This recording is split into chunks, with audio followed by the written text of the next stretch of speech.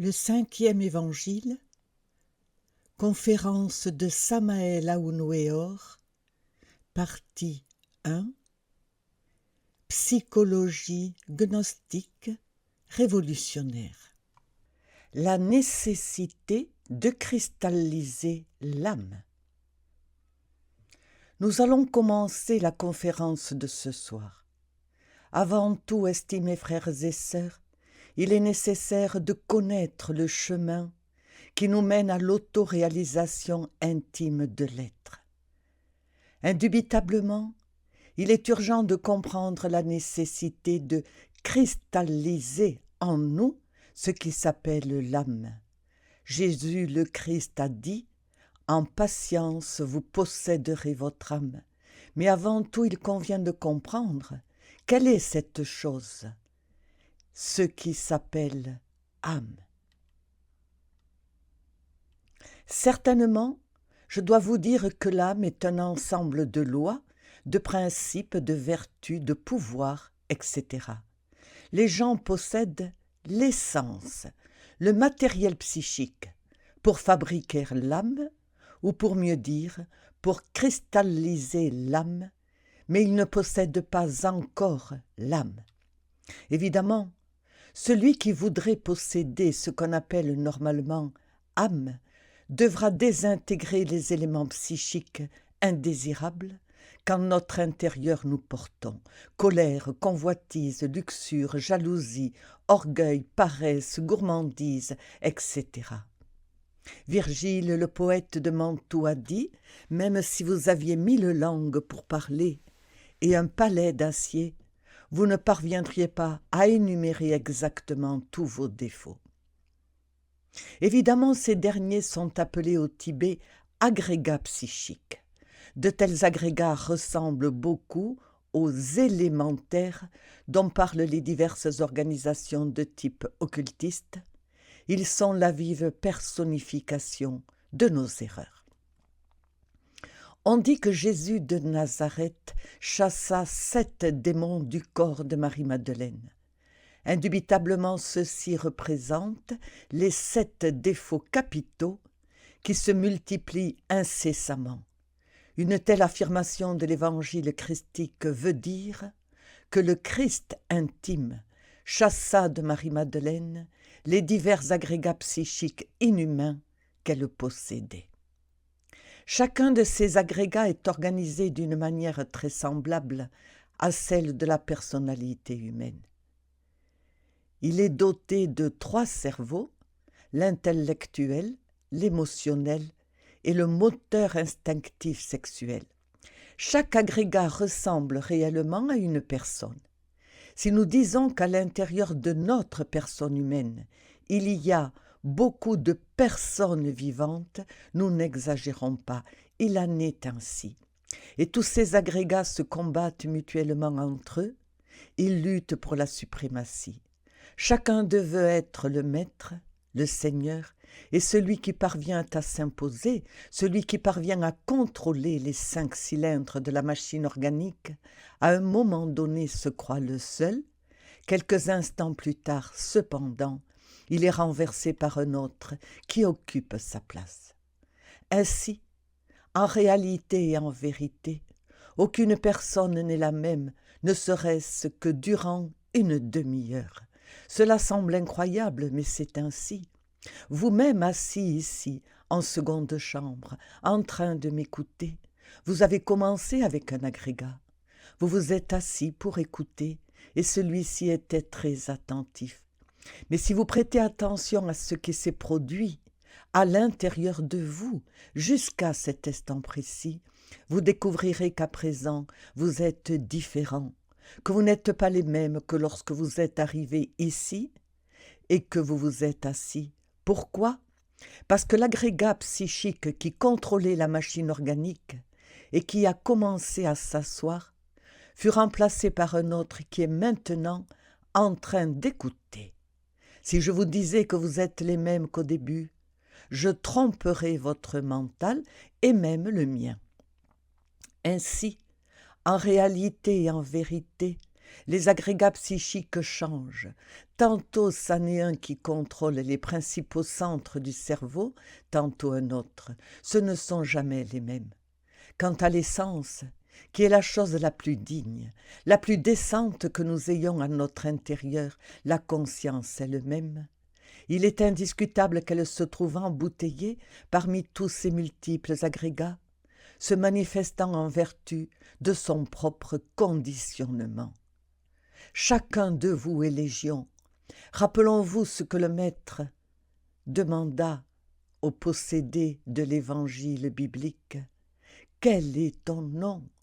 Et le possédé répondit, « Mon nom est Légion. » Quel est le nom de chacun de vous, ici présent? Légion. Vous n'avez pas de véritable individualité, vous ne l'avez pas obtenue. La conscience de chacun de vous dort, terriblement. Pourquoi? Parce qu'elle se manifeste en vertu de son propre embouteillement. Alors elle se trouve en état d'hypnose, et cela ne peut être nié. Quant à l'âme en elle-même, avez-vous réussi, par hasard, à la cristalliser? Si je disais que vous n'avez pas d'âme immortelle, je mentirais aussi, sciemment ou non. Évidemment, chacun de vous en a une. Il est évident que chacun de vous a une âme immortelle, mais vous ne la possédez pas. Quelqu'un pourrait avoir un beau diamant rangé dans un coffre-fort. Probablement qu'il jouirait en pensant qu'il a un tel joyau. Mais s'il était mis en gage, il ne le posséderait pas. Il saurait qu'il a ce joyau, mais il n'ignorerait pas non plus qu'en vérité il ne le possède pas. Il arrive souvent que quelqu'un reçoive un bel héritage, il sait qu'il l'a, mais l'avoir est une chose et le posséder en est une autre. Votre âme, où est-elle? Elle voyage dans la Voie lactée, elle se meut dans toute cette galaxie, mais vous qui êtes assis ici, vous ne la possédez pas. Vous savez que vous l'avez, mais savoir que vous l'avez est une chose, et la posséder en est une autre. Ainsi, il vaut la peine de la posséder. Mais comment parvient-on à posséder son âme? Bien, en désintégrant définitivement les agrégats psychiques, parce que l'âme et les agrégats sont incompatibles. Ils sont comme l'huile et l'eau. Ils ne peuvent pas se mélanger. Si nous ne parvenons pas à désintégrer les agrégats psychiques, vive personnification de nos défauts de type psychologique, nous perdons notre âme. À quoi servirait-il à un homme, dit Jésus-Christ, d'acquérir tous les trésors du monde s'il perd son âme? Cela ne lui sert à rien. Est-il possible de perdre son âme? Oui, c'est possible. Celui qui rentre dans les mondes infernaux perd son âme, c'est évident. C'est triste de perdre ce trésor. Y aurait-il un moyen de ne pas le perdre? Oui, je répète, en la cristallisant en soi-même, ici et maintenant. Quand on brise complètement et désintègre l'agrégat psychique de la luxure, ou les agrégats, car ils sont nombreux, se cristallise dans l'essence que l'on porte à l'intérieur, cette précieuse vertu de l'âme connue sous le nom de chasteté.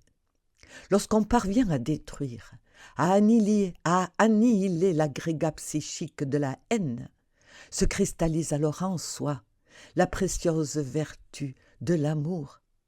Quand on parvient à réduire en poussière cosmique l'agrégat psychique de l'égoïsme, se cristallise alors en soi la vertu précieuse de l'altruisme ou le christocentrisme.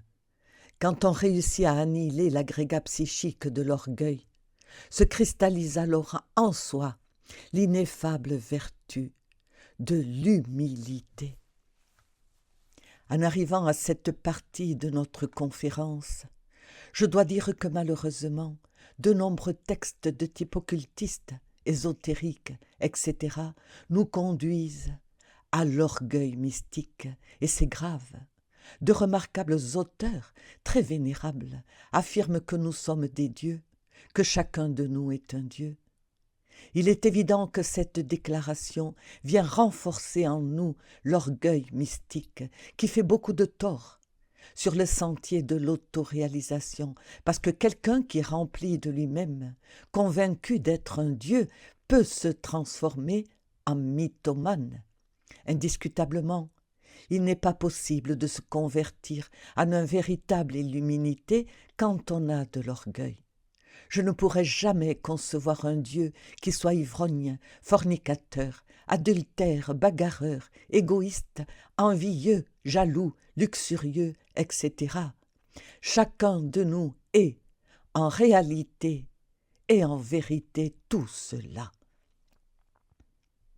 Ça m'a fait beaucoup de peine de toujours rencontrer dans les textes occultistes, etc., sans nommer, à cet instant, des organisations dont certaines sont très vénérables, cette terrible affirmation nocive, selon laquelle nous sommes des dieux. Il vaut mieux être sérieux et faire face à la réalité des faits, regarder ce que nous sommes et ne pas nous faire d'illusions. Nous mangeons, buvons, forniquons, commettons l'adultère, haïssons, critiquons, nous sommes jaloux, etc. Croyez-vous par hasard en un Dieu ainsi? Il vaut mieux dire « nous sommes de vils vers de la boue de la terre » et être convaincus que nous le sommes. Si nous voulons nous en convaincre, il suffirait que nous soyons sincères envers nous-mêmes. Si nous examinons soigneusement notre existence, nous découvrirons qu'en vérité, que nous ne sommes pas l'une de ces 7 merveilles du monde. Cet examen que nous ferons sur nous-mêmes et sur notre propre vie aura de merveilleuses conséquences, car il nous permettra de savoir ce que nous sommes, de comprendre que nous ne sommes rien de plus qu'un pauvre pécheur, que nous sommes de vils vers de la boue de la terre. Ainsi, de cette façon, nous marcherons sur le chemin de la simplicité et de l'humilité. Quand on désintègre en réalité et en vérité cet agrégat psychique de l'orgueil, évidemment, se cristallise en nous l'humilité, la vertu la plus précieuse. N'oubliez pas qu'il existe non seulement l'orgueil basé sur la position sociale, sur le capital, sur le haut lignage de la famille, etc. Il existe un orgueil bien pire et plus nocif que toutes ces formes que je viens de citer, et c'est l'orgueil mystique. Nous croire des saints, très sages, le fait de nous sentir des dieux, de croire ou de supposer que personne n'est plus grand que nous sommes de grands initiés, etc., etc., etc., c'est grave, car en réalité l'orgueil ne nous permettra jamais d'avoir une relation correcte avec les parties les plus élevées de l'être. Quand on ne peut pas avoir de relation correcte avec les parties les plus élevées de l'être, on ne peut pas non plus jouir de l'illumination. On devra vivre en s'en tenant à des livres, en lisant, en écoutant les conférences, mais on ne vivra jamais l'expérience mystique du réel. Ainsi, avant tout, il est urgent, en commençant ces études, de pouvoir parvenir à éliminer de soi-même l'orgueil mystique qui est le plus dangereux. Si nous y parvenons, surgira en nous la précieuse vertu de l'humilité. Chaque fois que nous éliminons un agrégat psychique, se cristallise une vertu, un pouvoir, une loi, une faculté, un don, etc. C'est ainsi que peu à peu, nous allons cristalliser l'âme en nous, cette âme qui vit normalement dans la voie lactée, en voyageant, se cristallisera lentement en nous. Néanmoins, nous devons également affirmer que si l'eau ne bout pas à 100 degrés, ce qui doit se cristalliser en nous ne se cristallise pas, et ce qui doit se désintégrer ne se désintègre pas. Quand je dis que l'eau doit bouillir à 100 degrés, je suis en train de parler sous forme de parabole. Je veux dire qu'il nous faut passer par de grandes crises émotionnelles pour désintégrer chaque défaut de type psychologique. Je connais le cas d'une sœur gnostique qui est en train de travailler de façon terrible sur elle-même, au risque d'avoir une maladie cardiaque. Cette sœur a un auto-repentir terrible et suprême, et elle pleure tous les jours, elle gémit, elle souffre. Elle ne s'est jamais crue supérieure à quiconque, et cependant, c'est un bodhisattva tombé, le bodhisattva d'un ange, pourvu que beaucoup imitent son exemple. Ceux qui agissent ainsi, avec un suprême repentir, en travaillant sur tel ou tel défaut de type psychologique, vont incontestablement désintégrer un à un leurs agrégats psychiques, et à la place se cristallisera en eux ce qui s'appelle l'âme. Et celui qui parvient à la désintégration complète de tous les éléments psychiques indésirables qu'il porte en son intérieur cristallisera en lui-même son âme à 100%, qui est, je répète, un ensemble de précieuses vertus ou gemmes ineffables, d'attributs et de lois, de dons et de qualités, de perfection. Même le corps physique doit se transformer en âme. C'est seulement ainsi qu'on arrive là où l'on doit arriver. Je connais de nombreux érudits, à l'intellect brillant, qui se sont abreuvés à toutes les philosophies du monde, tant celles de l'Occident que celles de l'Orient, qui connaissent l'hébreu et le sanskrit et le grec, etc. Mais ils souffrent l'indicible. Ils ne jouissent pas de l'illumination parce qu'ils n'ont pas encore fabriqué la bodhicitta. Ce mot pourra sonner pour vous de façon un peu étrange. Il s'agit d'un terme oriental. Au Japon, en Chine, en Inde, au Népal, où naquit jadis Gautama, le Bouddha Sakyamuni, on appelait bodhicitta l'âme cristallisée d'un homme ou d'une femme, bien sûr. C'est merveilleux de voir comment tous ces divers éléments spirituels, vertus et pouvoirs se cristallisent lentement dans l'essence à mesure qu'elle se libère. C'est pourquoi nous avons dit que l'essence est le matériau pour cristalliser l'âme. Le terme « fabriquer » ne nous semble pas très correct. En vérité, nous le trouvons très lourd, grotesque. Néanmoins, de nombreux auteurs utilisent ce terme.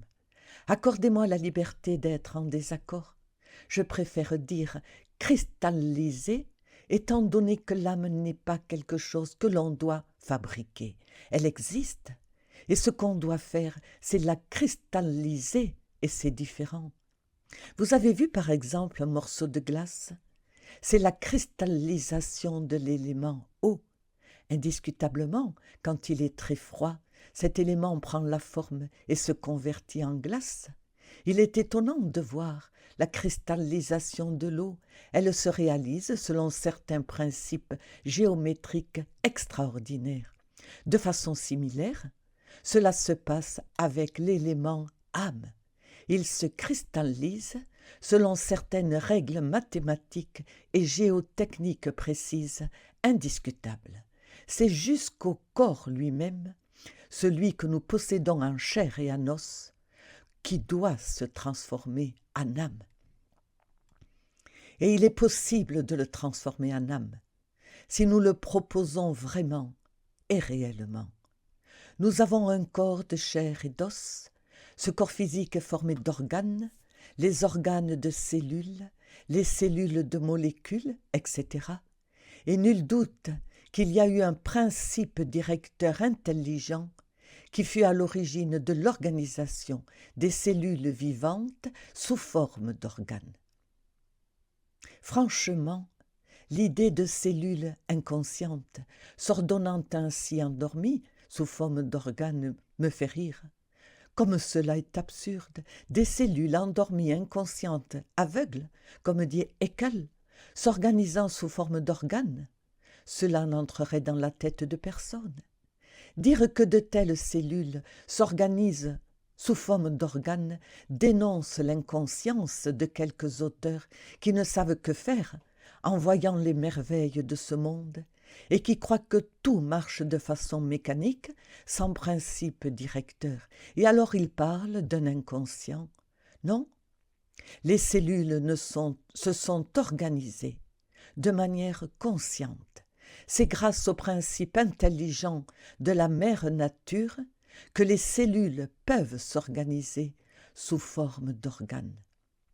Mais si nous décomposons n'importe quel atome, que ce soit celui du foie, des reins ou du pancréas, nous libérons de l'énergie, c'est évident, de sorte que, en ultime synthèse, le corps physique se réduit à différents types et sous-types d'énergie, c'est indéniable. Karl Marx dit « Qu'est-ce qui vient en premier, la matière ou la psyché ou la matière ?» Il finit par dire que le premier est la matière. C'est complètement absurde, puisque même les postulats d'Einstein disent que la matière n'est rien d'autre que de l'énergie condensée.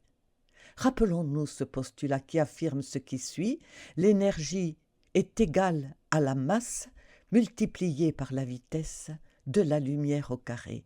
La masse se transforme en énergie, l'énergie se transforme en masse. Qu'est-ce qui existe en premier ? L'énergie qui se cristallise ensuite en masse. Alors la psyché, qui est une énergie au sens le plus complet du terme, vient en premier, puis vient la masse. Observons les mondes autour du Soleil. Ce sont d'énormes masses, chacune avec un poids défini, un volume exact. Cependant, ils tournent autour du Soleil, mus par l'énergie solaire. Sans l'énergie solaire, ces mondes seraient dispersés dans l'espace, ils erreraient éternellement jusqu'à ce qu'ils heurtent une comète ou un autre monde. Ce serait l'anarchie, le désordre, le conflit. Mais les mondes se déplacent de façon organisée. Qui les maintient autour du Soleil avec exactitude ? L'énergie. C'est l'énergie centripète qui les attire, c'est l'énergie centrifuge qui les éloigne, c'est l'énergie qui les fait tourner, l'énergie qui les fait tourner autour de l'astre roi. Alors, qui vient en premier ? L'énergie ou la matière ? Évidemment l'énergie, parce que la matière elle-même n'existerait pas sans l'existence de l'énergie. Pour que la matière existe, il faut condenser l'énergie universelle et alors la matière se met à exister parce que la matière est de l'énergie condensée. Concernant l'organisme humain, ce qui existe en premier est l'énergie. Elle permet aux atomes de tourner autour de leur centre nucléaire dans la molécule. Elle permet que s'effectuent toutes les fonctions organiques, non seulement les fonctions purement reproductives ou chimiques, mais aussi les fonctions reliées aux calories, aux perceptions, etc. Et de plus, les fonctions en relation avec l'imagination et la volonté. On ne pourrait concevoir un corps organique dépourvu d'énergie. Comment se réaliseraient les phénomènes catalytiques si l'énergie n'existait pas ? Ainsi l'énergie vient en premier et la matière vient en second. Qu'on appelle cette énergie esprit ou conscience, ou comme on voudra, peu importe, mais elle vient en premier, le nom n'a rien à y voir. La réalité, c'est que l'énergie est antérieure à la matière. Il existe des corps vitaux organiques et ceci est prouvé. Les Russes, avec un appareil, ont pu photographier le corps vital. Ils l'étudient. Ils ne l'étudient pas seulement par rapport à l'organisme physique, mais bien plus. Ils sont en train de l'étudier indépendamment de l'organisme physique. Ils lui ont donné un nom, ils l'appellent corps bioplastique. Résultat ? Le matérialisme dialectique de la Russie soviétique a été mis de côté. Dans un coin, on y étudie à présent la parapsychologie de manière intensive, on travaille avec l'hypnologie, etc. Selon les statistiques, le plus grand pourcentage de matériel didactique parapsychologique provient de l'Union soviétique. Cela a beaucoup dérangé les Chinois, qui qualifient à présent les Russes de révisionnistes, mais en fait, les Russes sont déjà passés par où passent les Chinois actuellement. C'est ce qui est arrivé.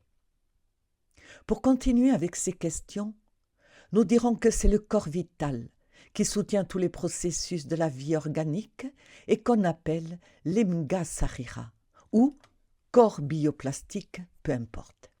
À mesure que nous allons désintégrer les agrégats psychiques inhumains, à mesure que nous allons cristalliser l'âme, une partie du corps vital la plus élevée se détachera de la partie inférieure de celui-ci et elle s'intégrera complètement dans l'essence et les vertus qui se sont cristallisées dans l'essence. Le corps vital a 4 sortes d'éthers. Le premier est l'éther chimique, grâce auquel se réalisent tous les processus d'assimilation et d'élimination organique, ainsi que les phénomènes catalytiques et autres.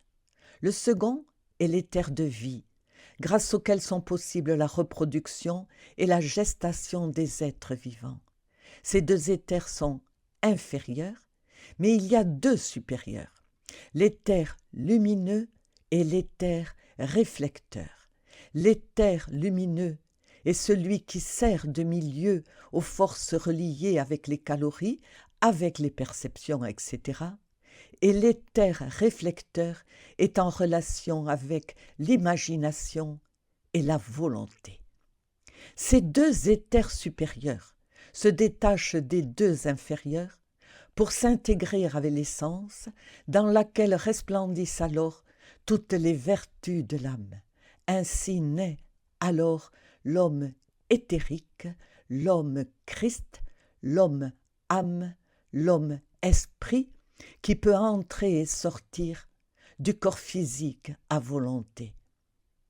Il s'est dit beaucoup de choses sur les chakras des mains, des pieds, sur la lance de l'Anjin dans le flanc du Seigneur, sur la couronne d'épines, etc. Ce sont les stigmates. Chez Gautama, le Bouddha, apparaissent ces stigmates sur ses mains et sur ses pieds. Ce sont des vortex de force magnétique situés dans le corps vital. Ils se développent totalement quand les 2 éthers se détachent des 2 éthers inférieurs. Et ces 2 éthers, organisés sous la forme de l'homme céleste, intégrés dans l'essence enrichie des vertus de l'âme, forment l'homme éthérique, l'homme christifié de la 5e ronde.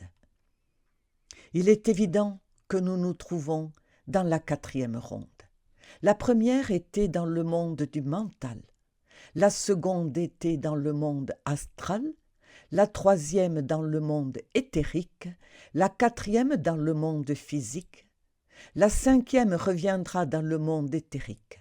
Alors, la vie se développera dans le monde éthérique et il y aura des hommes christifiés à cette époque comme il en existe aujourd'hui. Et l'homme christifié sera tel que je vais vous le dépeindre. Il aura un corps éthérique christifié. Ce corps remplacera le corps physique. Ce corps sera le véhicule d'une essence enrichie des vertus de l'âme. Cet homme-esprit de la 5e ronde sera l'homme Christ. Si vous comprenez cela, vous comprendrez aussi la nécessité de cristalliser votre âme. Seulement ainsi, vous pourrez vous rendre indépendant du corps physique. En réalité et en vérité, le corps de chair et d'os est très dense, très matériel, très lourd. Quand on parvient à fabriquer le soma puchikon, c'est-à-dire le corps éthérique christifié, qui sert de véhicule à l'essence enrichie des attributs de l'âme, l'homme-esprit naît en nous. Cet homme-esprit ne sera plus prisonnier de son corps dense, il pourra entrer et sortir du corps à volonté, c'est l'adepte glorieux. Dans la vie, il y a eu quelques hommes qui y sont parvenus. Il n'est pas superflu de citer François d'Assise, rappelons-nous aussi d'Antoine de Padoue. Ce sont des mystiques chrétiens qui ont servi d'exemple et qui serviront d'exemple aux gens de demain. L'homme céleste n'est réellement plus prisonnier de ce cachot de la matière physique. Il est libre de sortir de ce corps quand il veut, pour voyager avec ce corps à travers l'inaltérable infini, pour s'immerger avec ce véhicule dans les mondes supérieurs, pour descendre au fond des mers ou visiter les dynasties solaires dans l'astre roi. Mais comment obtiendrait-on cela si on n'éliminait pas au préalable les agrégats psychiques? Évidemment, ce serait impossible.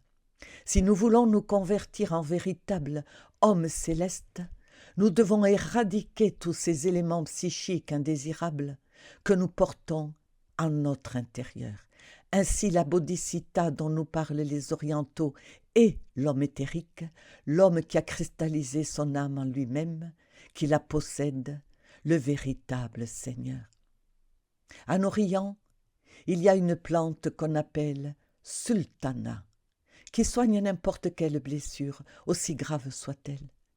Il en est de même pour les blessures de l'âme. Seule la bodhisattva peut soigner de telles blessures. En Orient, il y a une plante qu'on appelle bonne mémoire. Celui qui la prend peut se rappeler tous les événements de sa vie actuelle et de ses vies précédentes. Telle est aussi la bodhisattva. De façon similaire, celui qui la possède pourra se rappeler toutes ses vies antérieures, et s'il visite les cieux ineffables, en revenant au monde physique, en pénétrant à nouveau dans son corps, il n'oubliera aucun détail. En Orient, il y a une plante avec laquelle il est possible de contrecarrer les sortilèges magiques, malins des ténébreux. De façon similaire, celui qui possède la bodhisattva ne pourra subir aucun dommage des ténébreux. En Orient, il y a une plante avec laquelle il est possible de se rendre invisible. Celui qui possède la bodhisattva pourra se rendre invisible en cas de besoin face à ses pires ennemis. Comme un pêcheur habile qui peut se lancer au fond des mers parmi les requins et se défendre sans subir aucun dommage, ainsi en est-il de la bodhisattva. Celui qui la possède pourra de manière similaire pénétrer au fond des océans parmi les bêtes les plus féroces sans qu'aucun mal ne lui soit fait. On dit que la fleur de lotus du Logos soutient la vie universelle. Ainsi en est-il de la bodhisattva. Celui qui la possède peut conserver son corps physique vivant durant des millions d'années. Beaucoup de gens parmi ceux qui m'écrivent se plaignent de ne pas savoir sortir en corps astral, de ne pas se rappeler ce qui leur est arrivé hors du corps physique, de ne pas avoir l'illumination, etc. Mais comment celui qui ne possède pas la bodhisattva peut-il avoir l'illumination? C'est seulement en ayant la bodhisattva qu'on obtient l'illumination. Celui qui ne possède pas la bodhisattva ne jouira jamais de la joie de l'illumination. L'illumination n'est pas quelque chose qu'on nous donne en cadeau. Non, mes chers amis, elle coûte et très cher. L'illumination s'explique seulement au moyen du dharmaku. Et qu'est-ce que le dharmaku? Dis-je, attendez, je me suis trompé de terme. Au moyen du dharmadhatu. Qu'est-ce que le dharmadhatu? Le bon dharma, la récompense pour les mérites acquis. Seul celui qui possède donc la bodhisattva, c'est-à-dire seul celui qui a cristallisé l'âme, pourra jouir de l'illumination. Il aura les mérites pour cela. L'illumination s'explique avec le dharmadhatu, c'est-à-dire avec le dharma universel, avec la récompense pour nos bonnes actions. Personne ne pourra jouir de l'illumination s'il ne possède pas la bodhicitta, et personne ne pourra avoir la bodhicitta s'il n'a pas travaillé dur sur lui-même, s'il n'a pas désintégré ses agrégats psychiques. Ainsi, mes chers amis, il faut travailler sur nous-mêmes si nous voulons la christification, si nous voulons posséder ce qui s'appelle âme. En patience, vous posséderez votre âme. Ainsi est-il écrit dans l'Évangile du Seigneur. Évidemment, une didactique est nécessaire pour pouvoir annihiler les agrégats psychiques. Indiscutablement, nous devons commencer par l'auto-observation psychologique. Quand on admet qu'on a une psychologie individuelle particulière propre, dirons-nous, il est clair qu'on se propose de s'auto-observer. C'est en relation avec nos amitiés, dans la rue, au temple, ou à la maison, ou au travail, ou à la campagne, etc., etc., etc., que nos défauts psychologiques qui sont cachés affleurent. Si nous nous auto-observons de manière continuelle, nous pourrons les voir. Un défaut découvert doit être ouvert avec le bistouri de l'autocritique pour voir ce qu'il contient vraiment. Au lieu de critiquer la vie des autres, nous devons nous autocritiquer. Quand nous avons trouvé quelques défauts en nous-mêmes, nous devons l'analyser minutieusement, l'ouvrir, je répète, avec le bistouri de l'autocritique. C'est possible, en s'appuyant sur l'autoréflexion évidente de l'être, en méditation de fond. Et une fois compris intégralement le défaut en question, nous devons alors le désintégrer atomiquement. Le mental à lui seul ne peut altérer radicalement